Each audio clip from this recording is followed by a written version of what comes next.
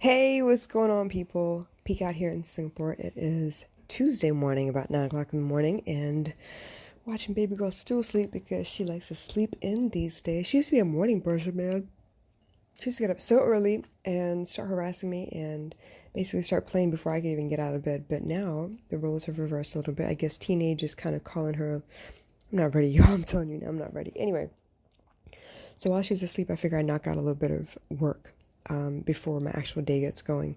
So as y'all know, I have a class I'm teaching on Instagram Live at 11, and and then I actually have an interview I'm doing at 1, so I'm really excited. Can't wait. It's going to be wild. It's going to be very busy, and I hope you join me for all of this. Meanwhile, I want to talk to you about familiars and what I mean by that. I know that there are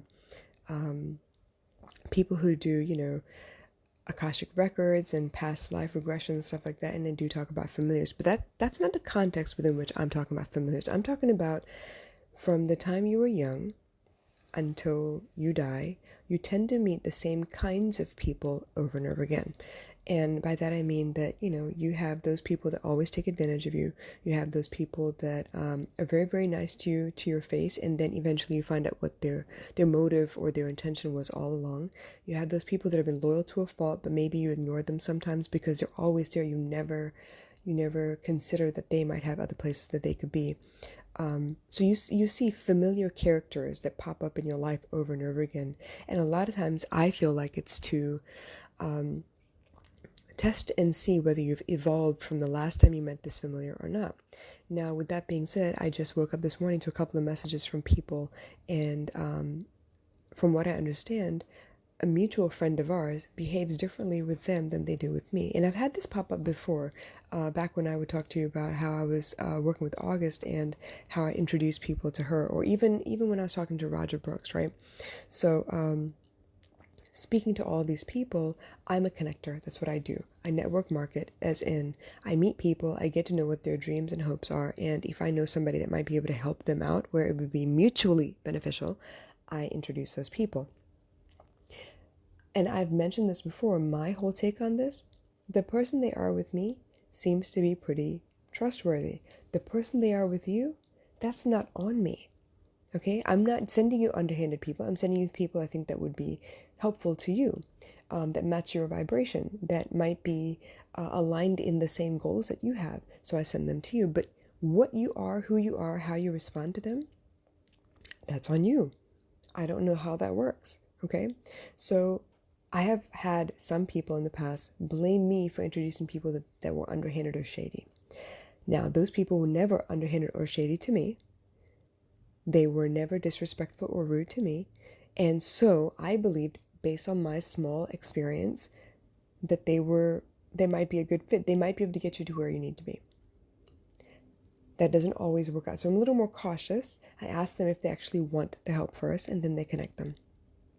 In other cases, I have people who are decent and quiet with me, and perhaps that's because I am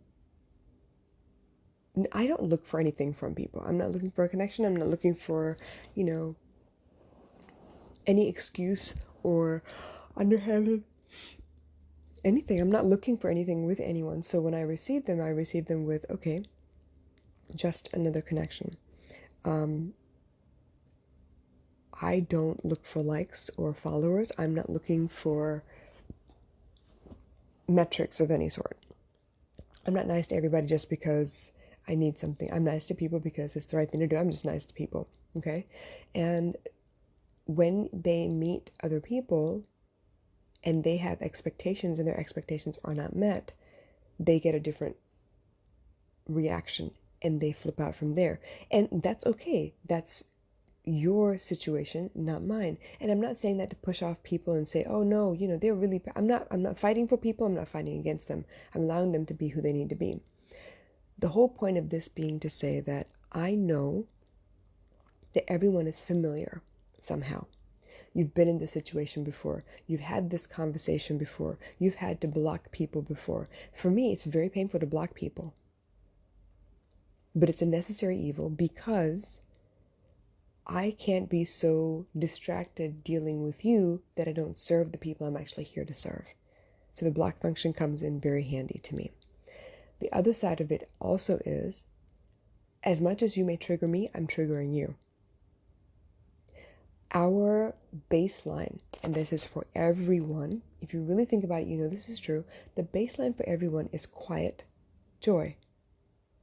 When there is no stimulus from the outside, when there is no music in the background, when there is no one to speak to, when you are happily doing your own thing, you are quiet and peaceful.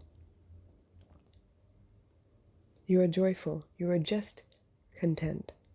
But once the stimulus come from the outside world, how you deal with them is based on what you're used to, what you're expecting, what looks familiar to you based on past patterns.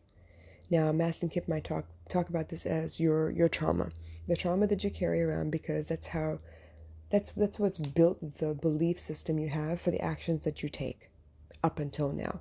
Now, until you find out that that's the belief system running your action patterns, you don't know that you need to change anything. It's just human nature to you. But you wrote that pattern, you wrote that program for yourself. You told yourself, this happened, it hurt me, so in order not to let myself be hurt anymore, I will do this going forward. I will completely avoid situations. I will be always anxious because I don't trust anything. I will be disorganized because I don't know what to take from any of this. So right now I feel pretty good and it's okay, we can do this, but in the next few minutes, I've talked myself out of it and I'm terrified. I get it. So while you may be familiar to me, I have to understand that I'm also familiar to you.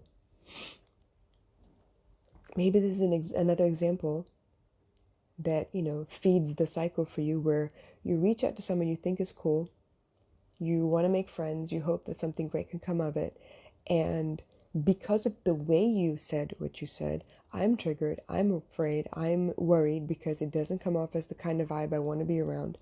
And without speaking to you, without explaining myself, without a discussion of any sort, I block and forget. And now here you are offended because I blocked and forgot. And you were hoping that you didn't do anything wrong. From your point of view, you didn't do anything wrong, but you're hurt all the same. And of course, you know what? I knew it. I can't trust nobody out here because people are weird and strange. And people block me for no reason. I think I did a post several months ago about triggers. I trigger you, you trigger me, but in different ways. When you trigger me, that's something I need to solve for myself. It is a pre-existing pattern in my life that I need to refocus, face again, and deal with. But how I react is also possibly a trigger for you. So if you're always met with the same kind of reaction from people, and I hate to say this, maybe the common denominator is you. Perhaps there's something in your vocabulary, in your manner of speaking, in the emojis you use, I don't know, in the timing of how you respond to people, something in there, because it's common and you get the same elicited response, something there could be changed. Not saying you're good or bad, I'm not passing judgment, I'm saying that maybe if you tried something different and still got the same point across, it would be better received. So this is what I mean by familiars. I see the same lessons over and over again. I see people who always want something from me, who want something for nothing. I have people that I've known for years that will only message me when they're upset. And that's okay. I understand what that means. But then refuse to actually open up, or will deflect any real questions, get upset, disappear for a while, and then eventually come back because guess what? The problem has persisted. It has not gone away. They don't want to do the work, but they think that talking to me for a second will ease the pain, and it usually does, but it does not disappear because you have not changed anything. You haven't changed whether you still hang around those people or not. You haven't changed whether you understand what's going on and have changed something about yourself. You haven't changed anything, but you want me to help you out. Let's talk about it over beers. The work I do is pretty serious. The work I do has the potential to affect your everyday life, and I don't take it lightly. I don't just willy-nilly, oh, go watch this movie, you feel better. Or, you know what, talk to your best friend because she's going to let you vent more and you need to be angry to get through this. Nope. Anger can be used as fuel if it keeps you from hurting people, but building instead. I know plenty of people who get angry before they go for a workout and they get out all the aggression they need to, and then they can breathe a sigh of relief and go back to doing the things they need to do. They got out all that anxious, that nervous, that irritation, energy, and were able to focus afterwards.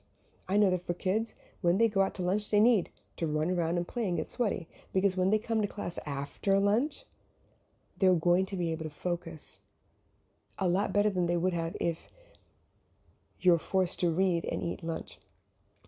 All the sugars that have come into your body, depending on what you decided to eat or drink, that needs a place to go very quickly. Otherwise, you're going to have a classroom full of children who are climbing the walls and don't want to listen to you because they still have ants in their pants. They want to run around and have fun. I know a particular principal who feels like it's not good for kids to be running around and being sweaty at lunchtime because there are smells that emanate from young children, right? They're growing. It's just the way it is. But the point being that if they don't get that energy out, you're going to create a problem for your teachers. They've already been sitting in class for a couple hours. They're already fidgeting and antsy. Let them run and play. Force them to run and play. As long as it's not lightning, thunder, rain out, let them run and play. They need that. Kids are not built to sit in class for hours at a time, especially young children. They just can't do it.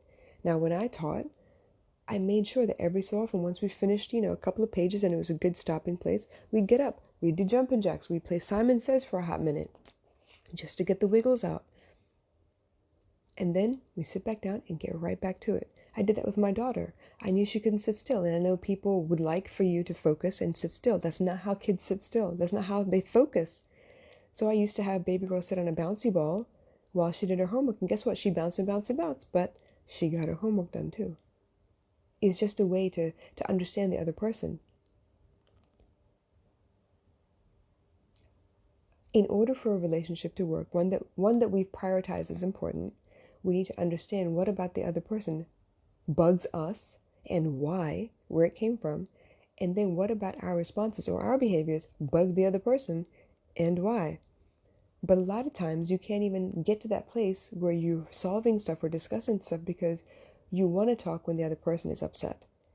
Or they want to talk when you're upset. You don't want to talk when you're upset because guess what? You're focusing on the problem. There's no way for you to enter new information. So think about that. You have familiar patterns in your life. You have familiar people in your life. Some of them will piss you off and some of them won't. But the question remains, why? Why does it bug you so much? And is there a way you can tell who they are before you get to a place where you're weirded out? Or is that the lesson you're meant to learn? I hope this helps you guys. I'll catch you again soon. Bye.